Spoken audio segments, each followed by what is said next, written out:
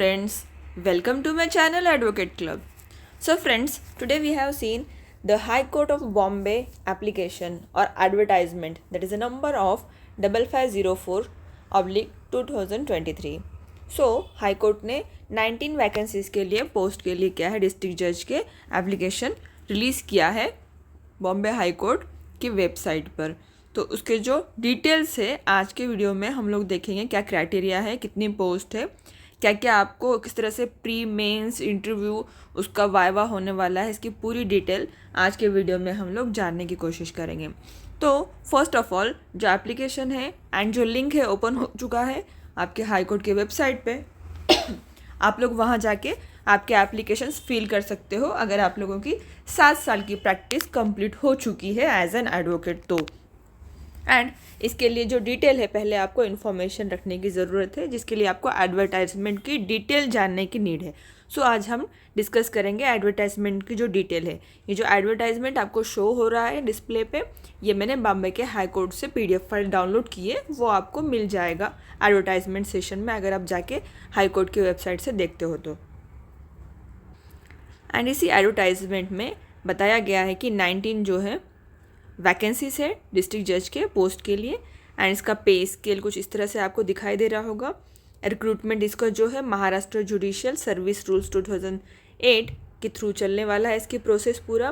और एलिजिबल जो क्राइटेरिया है एलिजिबिलिटी इसका, तो must be citizen of India होना चाहिए मेंबर जो है, इसमें इट मीन्स यहाँ का रहने वाला होना चाहिए मस्ट।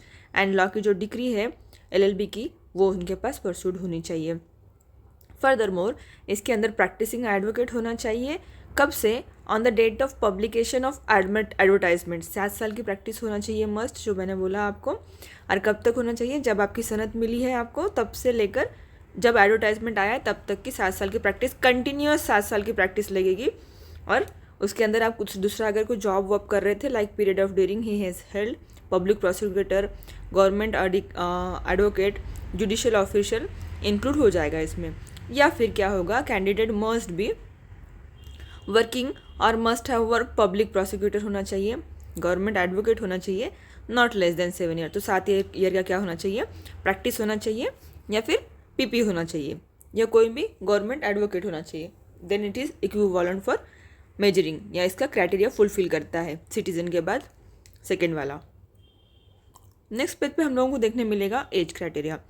तो एज क्राइटेरिया डिस्ट्रिक्ट जज के पोस्ट के लिए आपको होना पड़ेगा 35 ईयर ओपन में एंड 45 ईयर बैकवर्ड क्लासेस के लिए, 48 ईयर रिकग्नाइज बैकवर्ड क्लासेस के लिए, communities recognise is backward 48 year मिलेगा, 35, 48 एंड 45 ऐसे 3 ईयर की जो है क्राइटेरिया दिए हुए हैं।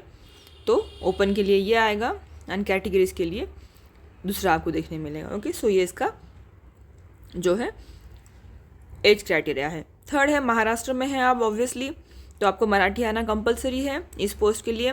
स्पीक करने आना चाहिए, रीड करने आना चाहिए, राइट करना चाहिए, vice versa Marathi to English, English to Marathi translate भी करने आना चाहिए आपको। ये मराठी का नॉलेज कंपलसरी है।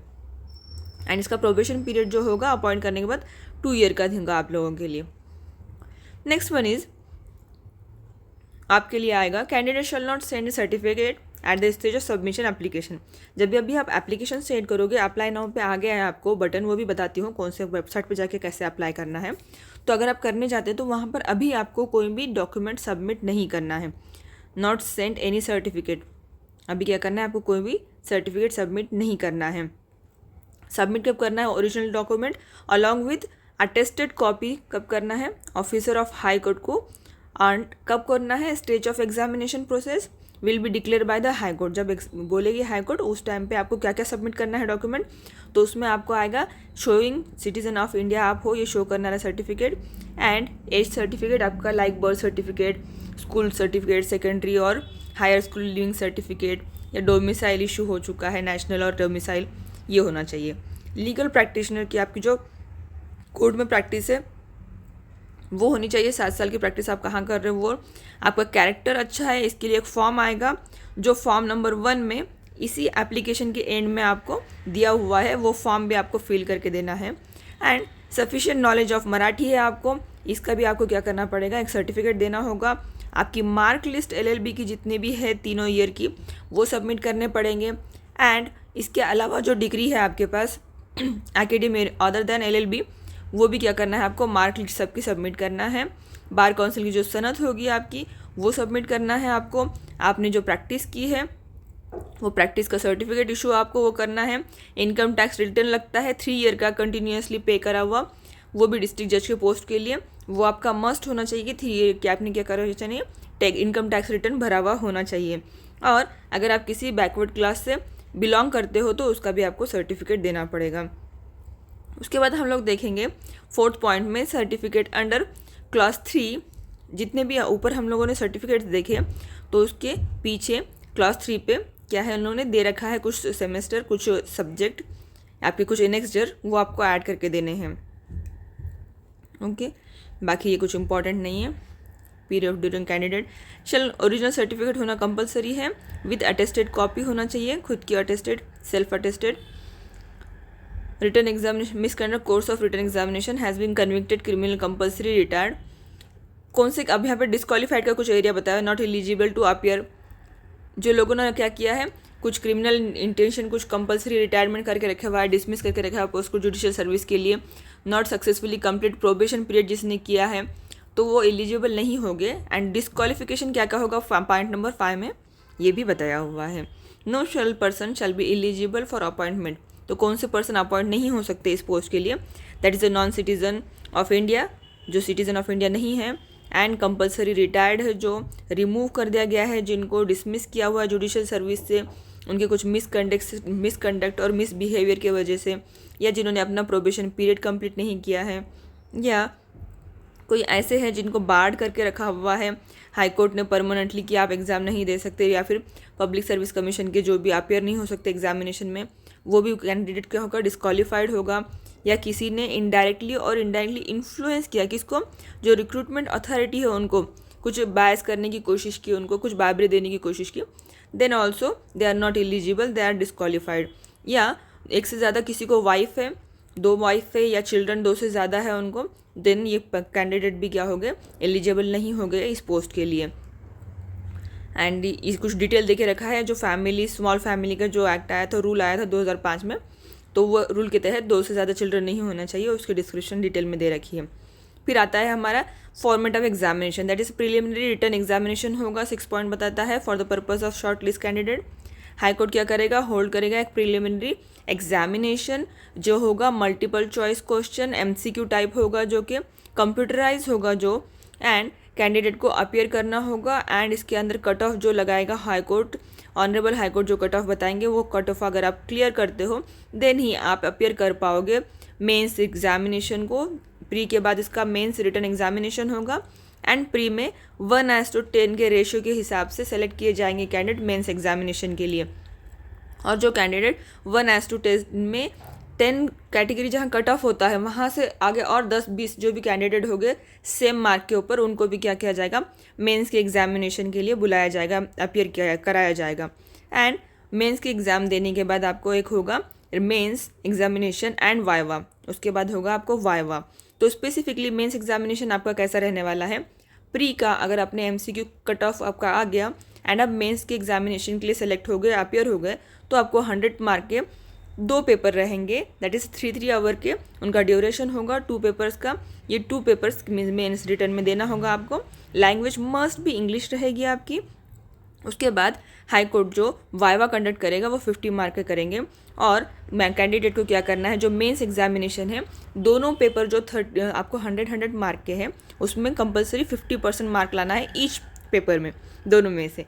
देन आप क्या होते हो, एलिजिबल होते हो वाइवा के लिए। एंड अगर कोई बैकवर्ड क्लासेस है तो उनको 45 मार्क चलेगा, एलिजिबल हो जाएंगे वो पर्सन वाइवा के लिए।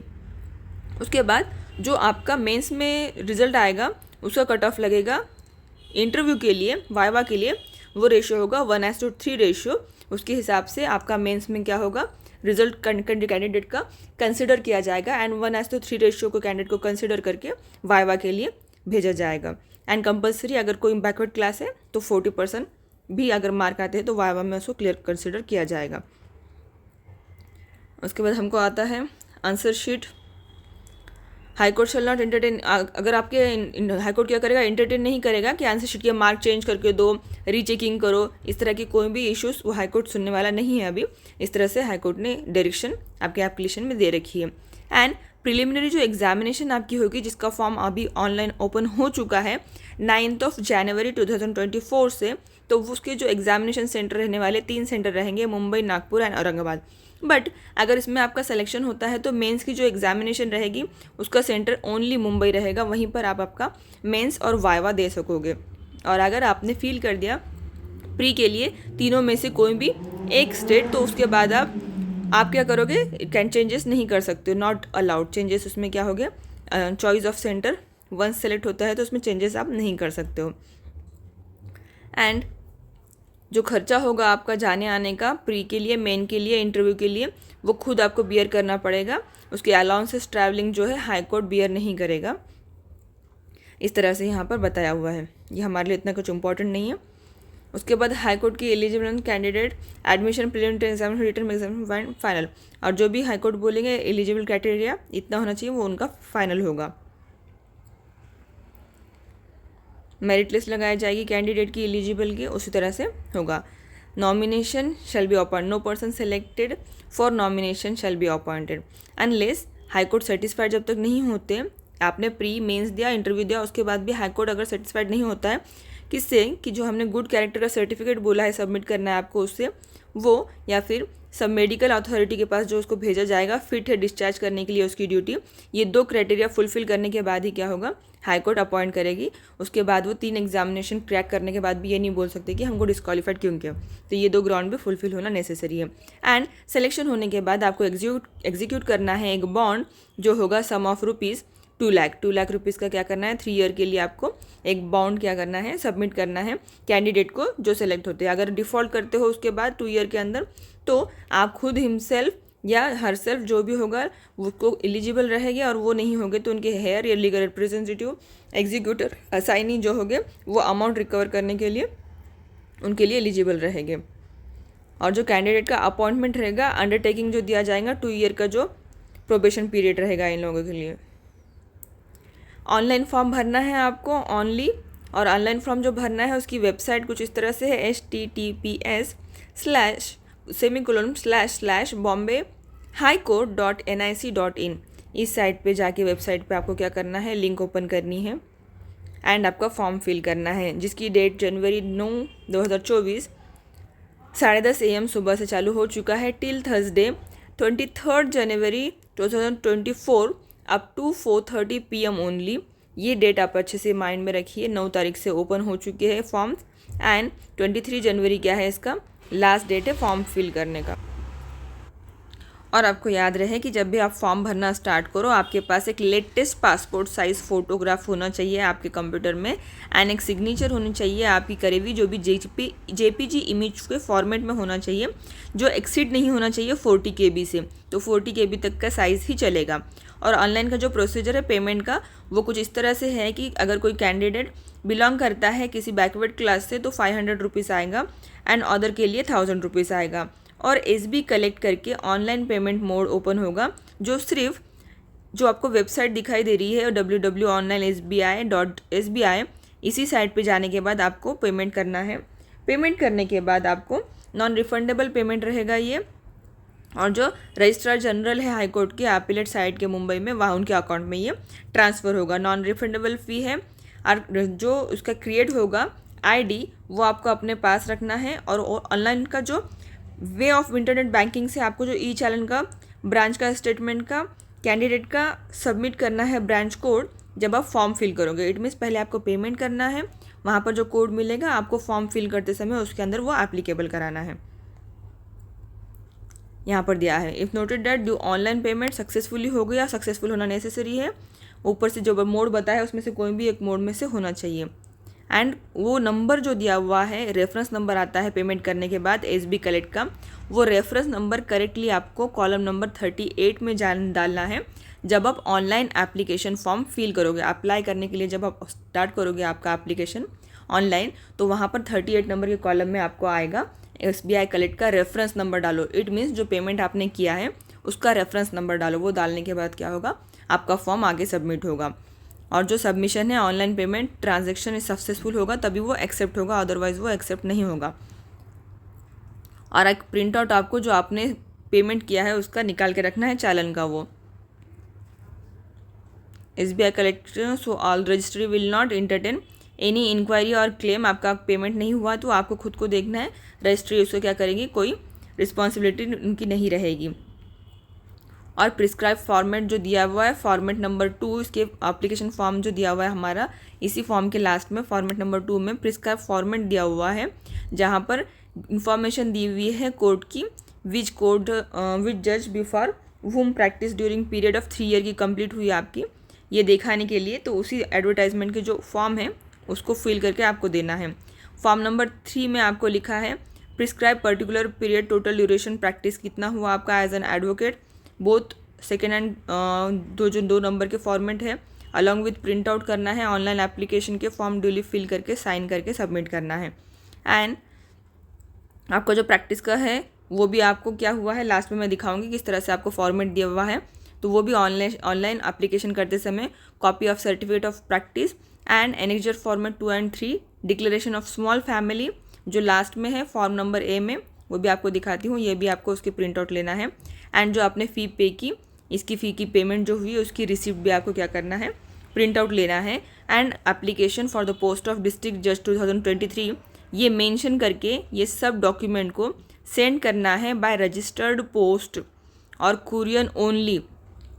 और ये कहाँ पर कुरियर करना है, कहाँ पर पोस्ट करना है, तो ये एड्रेस है the register general high court, fort Mumbai 400032।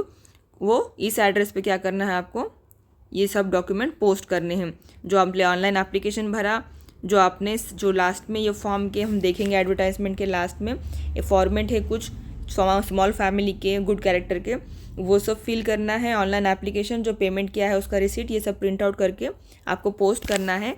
और जो भी आप ये लोगे पोस्ट के लिए फॉर्म फिल करोगे, ये एड्रेस पे आपको डिटेल भेजना है ये पूरे डॉक्यूमेंट। और उसके ऊपर आपको क्या लिखना है, जब आप वो इन्वेलप क्लोज करोगे, वो इन्वेलप के ऊपर आपको मेंशन करना है application for the post of district जज 2023, एंड ये आपको वहाँ पर भेज देना है इस जगह पर। उसके बाद आपको आएगा एलिजिबल कैंडिडेट को बुलाया जाएगा आफ्टर स्क्रूटनी ख़त्म करने के बाद वाइवा के लिए। सिलेक्शन प्रोसीजर जो हाई कोर्ट बोलेगा उस तरह से चलेगा। Fail produce attest copy certified, अगर आपने जो कॉपीज़ वगैरह सबमिट किया है आप गलत से कुछ भेजने का रहेगा या कुछ गलत भेजा तो क्या होगा, आप स्ट्रिक्टली प्रोहिबिटेड रहोगे उसके लिए, strictly merit on basis. Okay, बाकी सब कंटिन्यू है, सेम है या नेसेसरी नहीं है आपके लिए।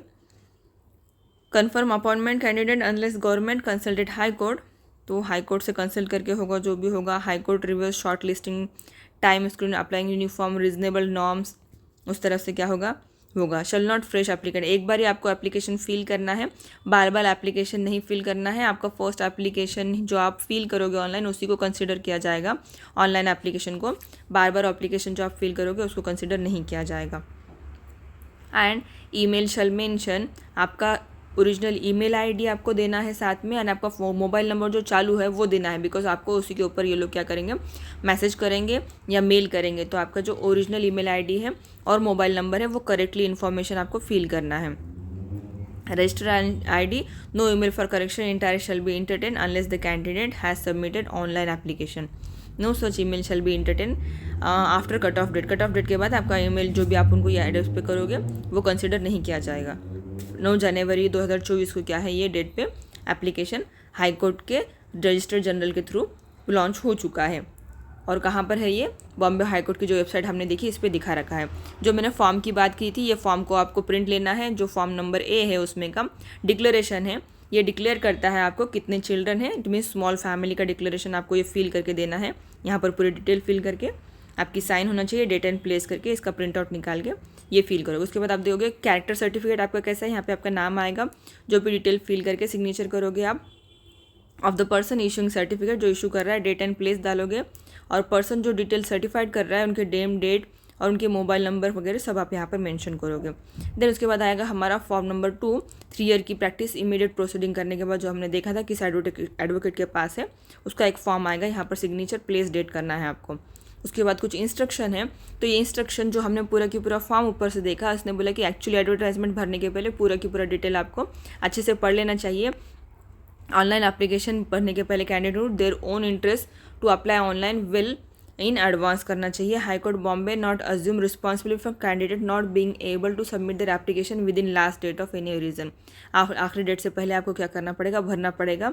आपके मोबाइल नंबर डिटेल सही से दे दो, लेटेस्ट फोटोग्राफ होना चाहिए। एग्री का बटन आपको प्रेस करने के बाद वहाँ पर एक लास्ट में पूरा फॉर्म भरने के बाद एक बटन आएगा, बॉक्स आता है छोटा सा, जिसको क्लिक करना होता है आई एग्री करके। देन आप सबमिट कर सकते हो आपका फॉर्म। और सबमिट करने के बाद आपका एक रजिस्टर्ड आईडी जनरेट होगा, जिसको आपको अपने पास रखना है फ्यूचर में आपकी इन्फॉर्मेशन देखने के लिए।